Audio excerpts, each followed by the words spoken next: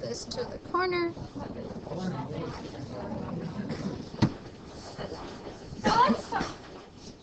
So let's talk about percent composition. Percent is just a part of a whole. That's really all you need to know about.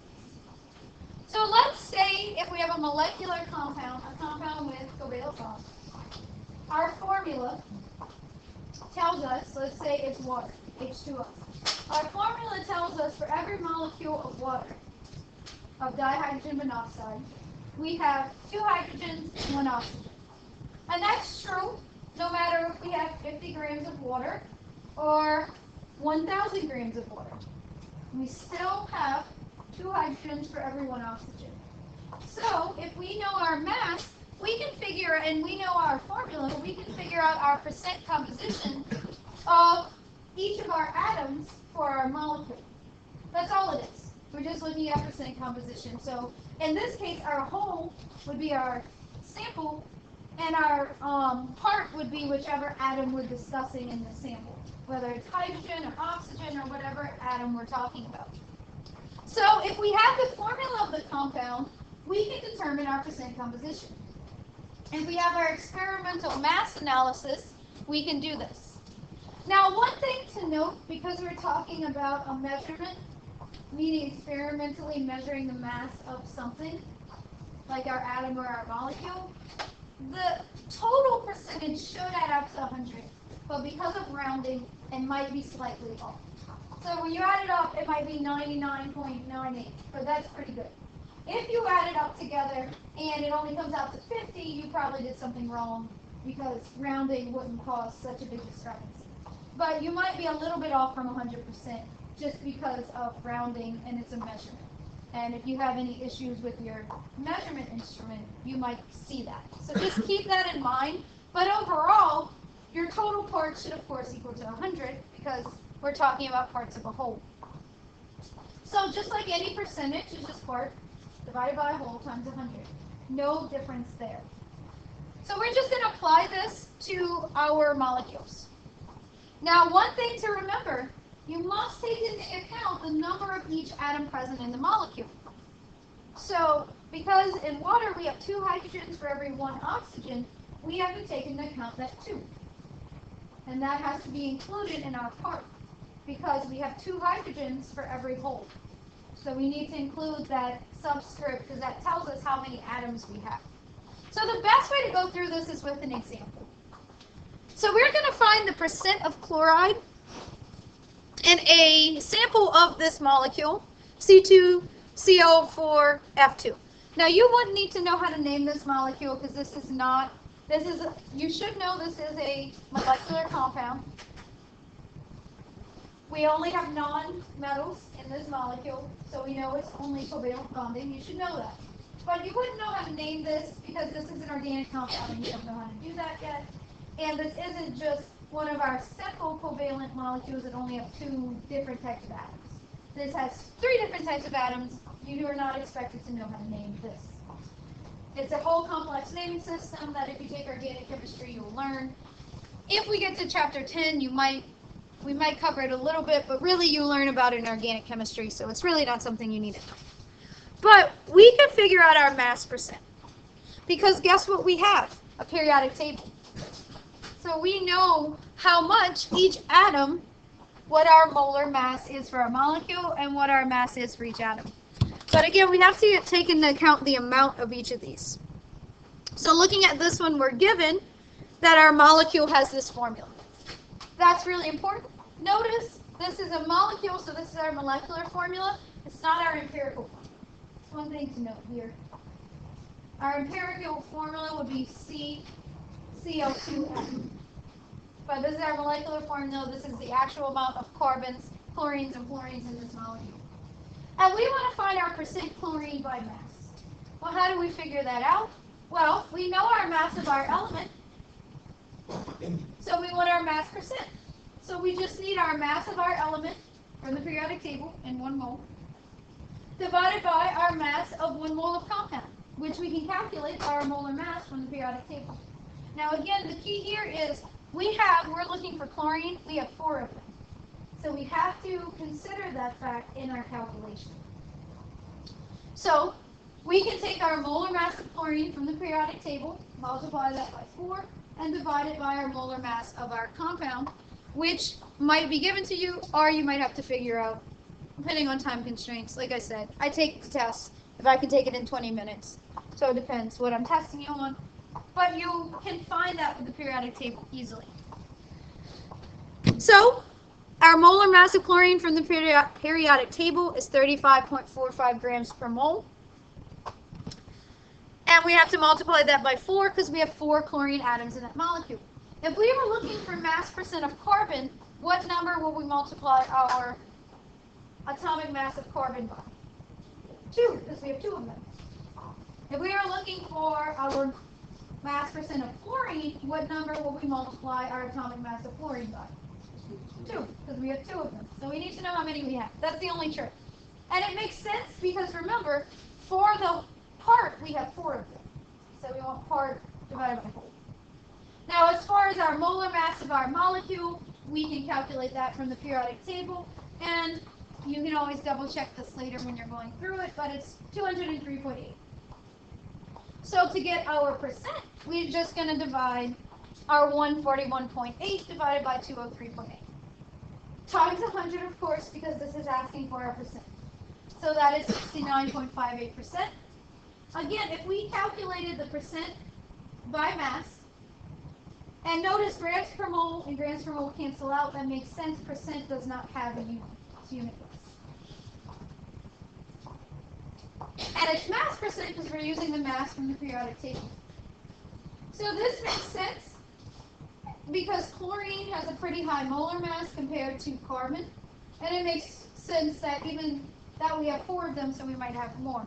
Now don't get stuck in if we have more of one element, it's going to be higher in the mass percent. Because remember, let's say we have 15 hydrogens. The mass of hydrogen is just 1.008.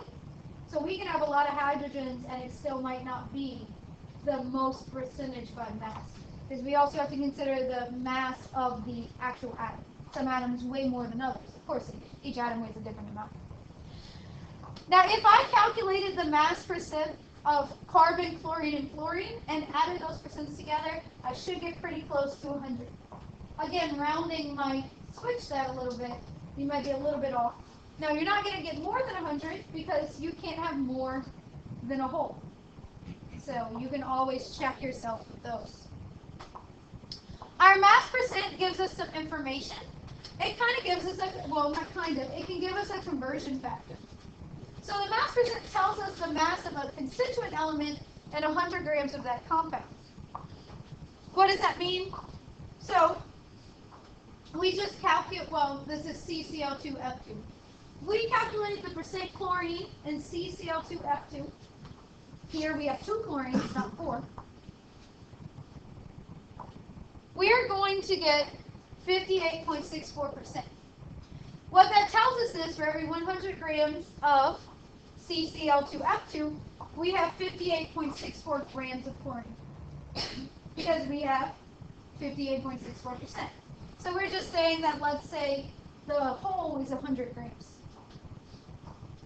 And we can use that as a conversion factor. Now, this is very specific to this molecule. If we look at the one we did earlier, here, for 100 grams of C2Cl4F2, then we have 69.58 grams.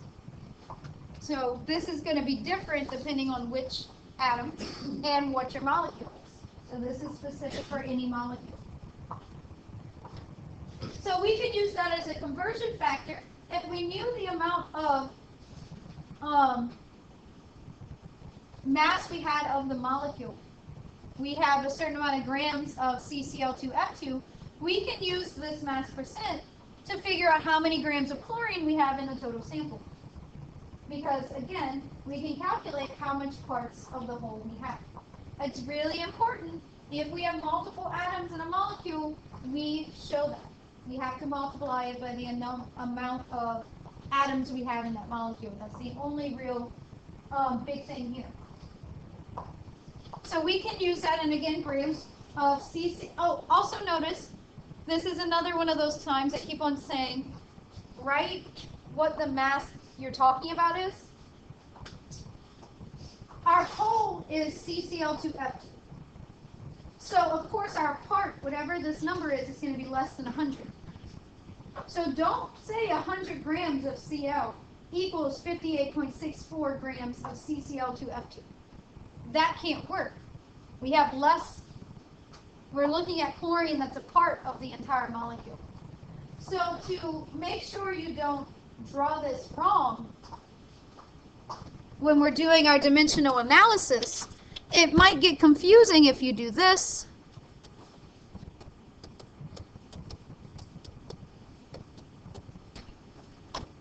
Because I'm not specifying what that 100 grams goes with. So I want to write grams CCl2F2 because only grams CCl2F2 cancel out grams CCl2F2. If I wrote it like this,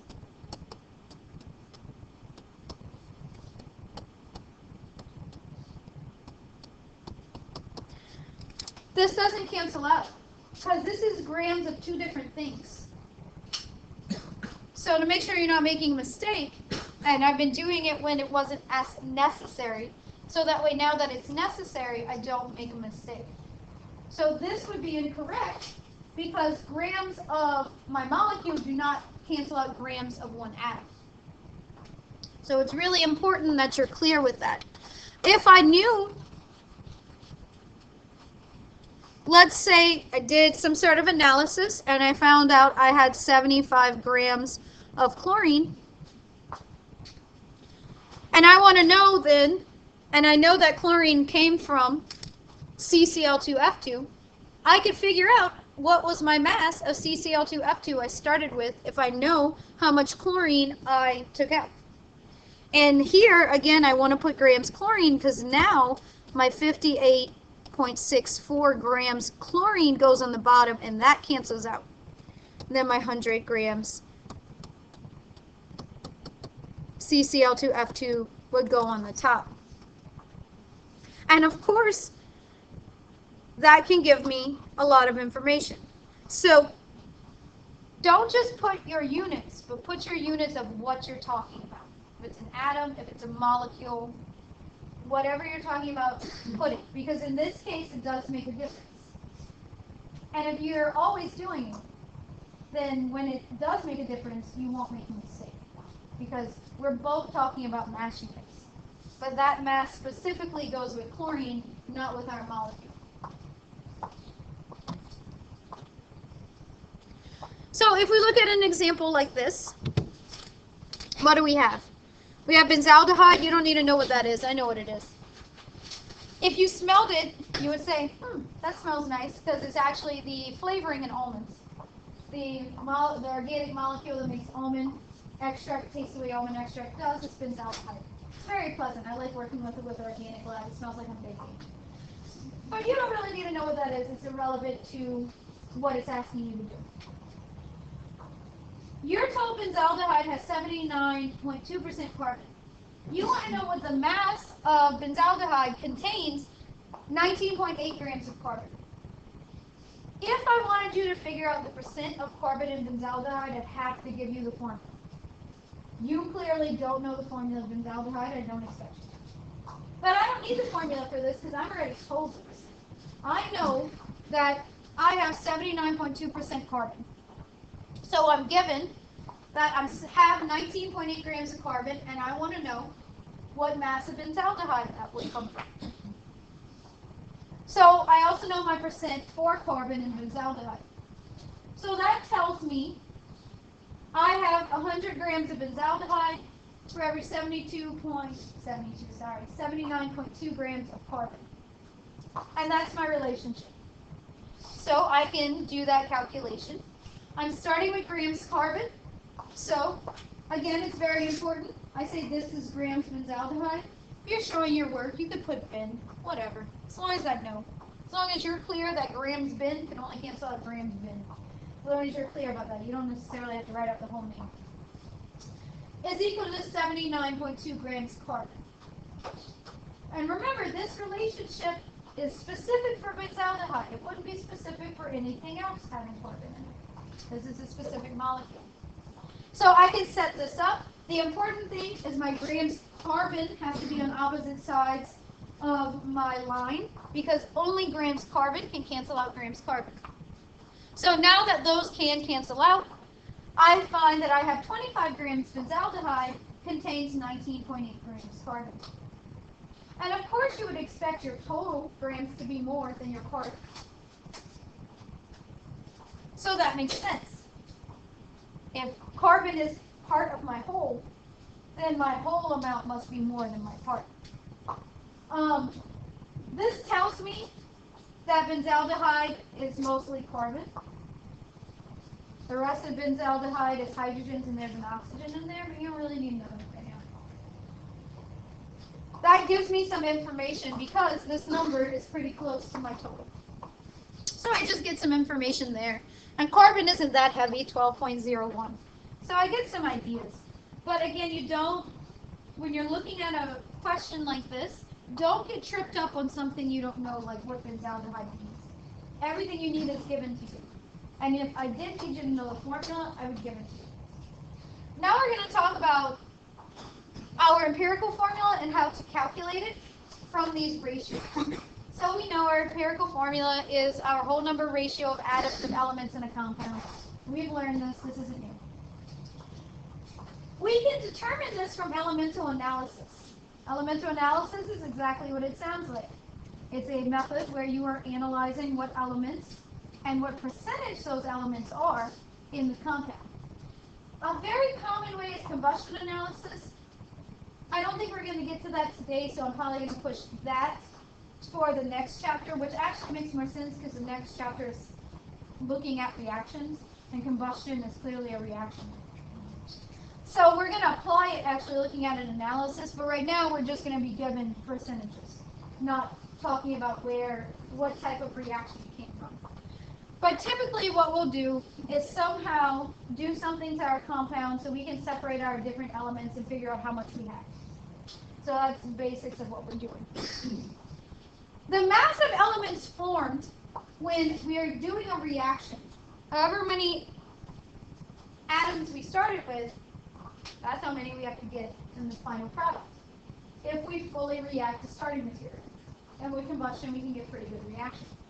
So what's this? What law is that? Law of conservation of mass. The law of conservation of mass.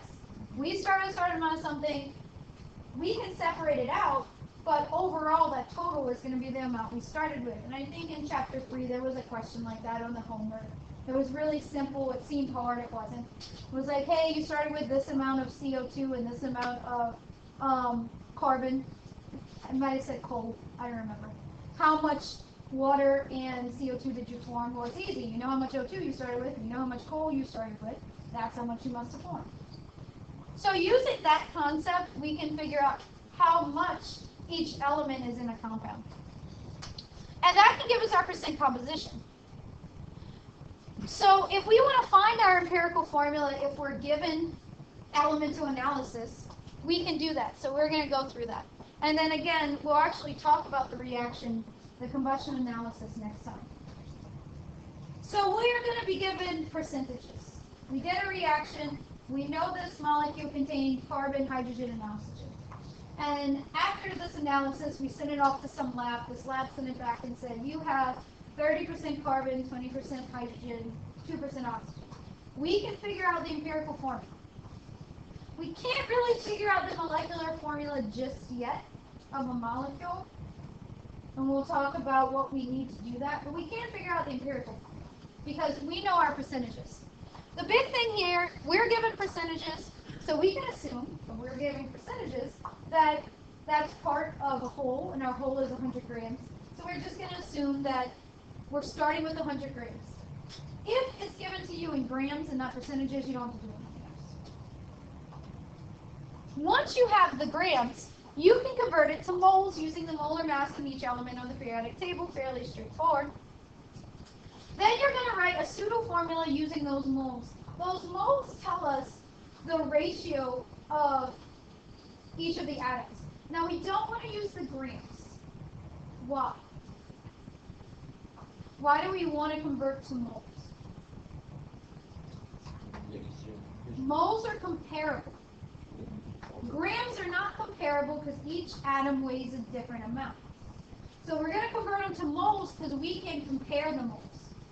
But we can't compare the grams because the grams are based on the atomic mass of each element, how many how many protons and how many neutrons are in that specific element.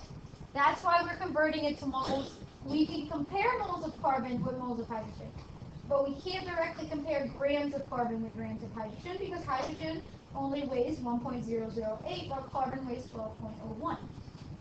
So if we have 12 grams of carbon and 15 grams of oxygen, that doesn't mean we have 15 oxygens and 12 carbons because carbon weighs more. We actually only have one carbon. It's 12.001 grams of carbon equals 1 mole of carbon.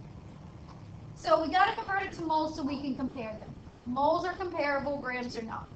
Then we're just going to divide our smallest number of moles by each of our atoms so we can get a ratio. If we don't have a whole number, then we're going to multiply it by some number to make it all a whole number. And I'll go through an example because it's much more clear with an example than just reading this list. Because, of course, if we're talking about a molecular formula, and even with ionic formulas, we're not going to have C.5 H2. We're going to multiply that to have C1 H4, because we won't have half a carbon. So this is just converting it. Now, if we do the division and the results are within 0.1 of a whole number, we could just round. Because again, sometimes this is a measurement, you're measuring grams, it might be a little bit off. But if we get a clear 0.5, we'll multiply it by 2 and so on. 0.33 is just a fraction of a third, 1/3, 2/3, 3/3, so we can multiply it by 3. You get better at doing this. 0.25, that's a fourth, so we multiply everything by 4. So we're just thinking about fractions here. If you already have whole numbers, you don't have to do part 5. Now again, this is going to be our empirical formula, which may or may not equal to our molecular formula. That's really important to remember with this. Okay, so let's go through an example. It's easier to explain with an example than going through just lists. So we did elemental analysis, we set it off, and we set it off for aspirin. You don't know what aspirin looks like, I do. But you don't, and you don't need to. What you do need to know is this molecule only contains carbon, hydrogen, and oxygen. If it contains more things, we need to know more information. So we're only given carbon, hydrogen, and oxygen. We have to assume that's all it contains, unless we're told otherwise. Of course, let's say it contains sulfur. We can add up all the percentages and subtract it from 100 because, we're part in our whole. If you add these things together, it should come out pretty close to 100 if we only have carbon, hydrogen, and oxygen, because that's all of our parts to our whole. So that gives me my percents, and I'm going to assume, since I'm talking about a percent, this is out of 100. So my first step, well, write down our givens. So we're given carbon, hydrogen, and oxygen in our percentages. Oops. And we're going to assume this is out of 100 grams.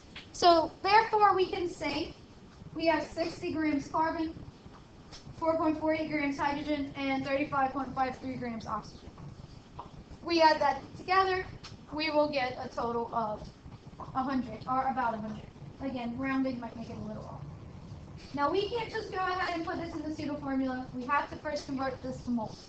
Because this is not comparable. Oxygen has a 16 grams per mole atomic weight. Hydrogen only 1.008 and carbon 12.0. So it looks like there might be a lot less hydrogens than carbons, but we can't directly compare this because hydrogen weighs so much less than carbon, 1/12 of the amount. So we have to convert it to moles to get a comparison. So our next step, our goal is to find the empirical formula. And as I go through these slides, because there's too much room for me to write too much here, I'm just going to update it here so you can follow through. And of course, these will be in the notes. So We know what we're finding. We're finding our empirical formula, CXHYOZ. We don't know what those numbers are. We know they're going to be whole numbers. Our first step, let's write our conceptual plan. We have our grams of each of our elements. So what we need to do is figure out our moles so we can compare them. So that's going to be our conceptual plan. We're going to convert our grams of carbon to moles of carbon using the periodic table. We're going to convert our grams of hydrogen to moles of hydrogen using, of course, the periodic table. We're going to convert our grams of oxygen to moles of oxygen using the periodic table. Then we're going to take these numbers and we're going to put that in our pseudo formula. So this number will be X, this number will be Y, and this number will be Z. Whichever way I wrote CHO, my grams of oxygen, my moles of oxygen goes with whatever my number is of oxygen. That's my pseudo formula. And then I want to know my ratio because our moles are comparable, and that'll give me my empirical formula. So that's all we're doing. We're just putting together stuff we've done and applying it. It's nothing really new with this. So let's look at actually writing this. So we need our relationships. From the periodic table, we know 1 mole of carbon is equal to 12.01 grams of carbon. We know 1 mole of hydrogen is equal to 1.008 grams of hydrogen. And we know 1 mole of oxygen is equal to 16.00 grams of oxygen. We have all that, we're good, we know it. So those are our conversions, that's our relationships we need. So now we need to calculate our moles of each element. So we want our grams of carbon at the top, so that means our grams of carbon goes at the bottom. And we can get our moles of carbon. Keep all these numbers for now. That way rounding doesn't give your, if you start rounding too early, finding your empirical formula might be a little bit more difficult. So keep all the numbers for now. Then we can calculate our grams of hydrogen to moles. And again, grams of hydrogen is on the top. So our grams of hydrogen is on the bottom. That can cancel out. That'll give us our moles of hydrogen. And lastly, oxygen. And in the same way, we want to be able to cancel out grams oxygen. And again, if you're writing oxygen, you won't make the mistake of using the wrong relationship. Because grams hydrogen does not cancel out grams oxygen. So if you're writing that element, it'll help you from making a mistake, especially in a test when you only have 60 minutes. So you're nervous already. It's easy to make simple mistakes. You have a time you have to finish it by. I can't give you more time because some people have class after this, and that's not fair. So you can follow this and make as little mistakes as possible. So now we can write our pseudo formula. We could take these moles that we just calculated, and we can put them in our pseudo formula. All right.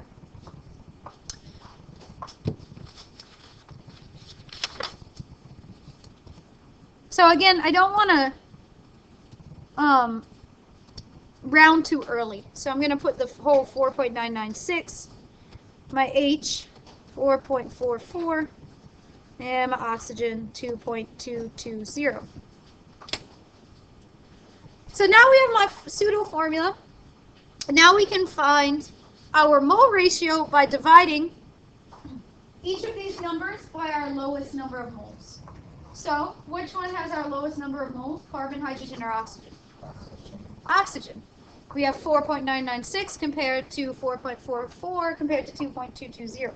And this tells me I have less oxygens than I do carbon and hydrogen because moles are comparable. So I'm going to divide all three.